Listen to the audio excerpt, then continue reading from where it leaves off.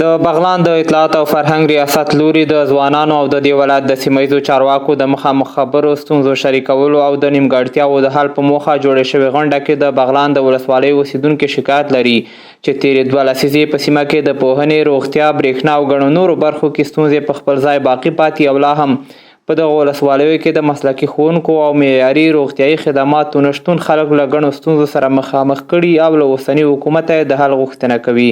تقریبا 6 ولسوالی میشن. در بخش صحت ما یک شفاخانه مرکزی در ولسوالی نهری ما داریم که 35 بستر از هیچگاه کفایت کننده مریضای 6 ولسوالی ما را نمیکنند. چې متاسفانه په مرکزي ولسوالۍ کې تر دکانو یا خوراکي فروشي څخه دواخانې زیاتې دي او دغه موضوع باید وڅېړل شي.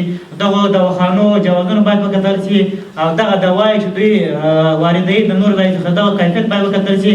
در بخش معارف است که در معارف ولسوالی ما چندین سال شده که هیچ مواد درسی نرسیده و کمک نشده، از جمله کتاب از بخصوص صنفی 10 11 12 که هیچ مواد درسی ندارند. په تیر شل کلن نظام کې ډنډغوري وړو سره د مور او مایرې چلن سوی ده. دا چې تر نور ولایتو پورې د برق مزیزیو رسیږي، موږ ته تر اوسه پورې برېښنا نه ده راکړل شوې. د بغلان سیمه ییز چارواکي هم تاییدوي چې تیر شل کاله د بغلان په ولسوالیو کې د پوهنې او روغتیا په برخه کې تر هغه بریده کارونه نه دي ترسره شوي څومره چې د خلکو اړتیا لیدل کېده او که شوي هم وي یوازې مسؤلینو د ځان ښودنو او تشریفاتي مسایلو تر بریده پورې ترسره کړي دي. خو ژمنه یې دا ده چې اسلامي امارت به په دغه ولایت کې د پوهنې او روغتیا سربیره په ټولو برخو کې د اسانتیاوو د رامنځته کولو په هڅه کې ده او ټولې هغه ستونزې به حل کړي چې اوس ورسره ولس لاس او ګرېوان دی. او خپله په دغه بعضو لرو ولسوالیو کې لکه خوست او پرنګ او نهرین دیو باندې زه خپله وګرځېدلم. دغه مشکلات موږ د نږدې نه ولیدل.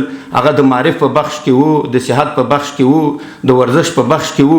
نو انشاءالله دغه چې څومره د موږ وس وي او د ولایت په قدرت او وس کې وي دا به انشاءالله حل کوو.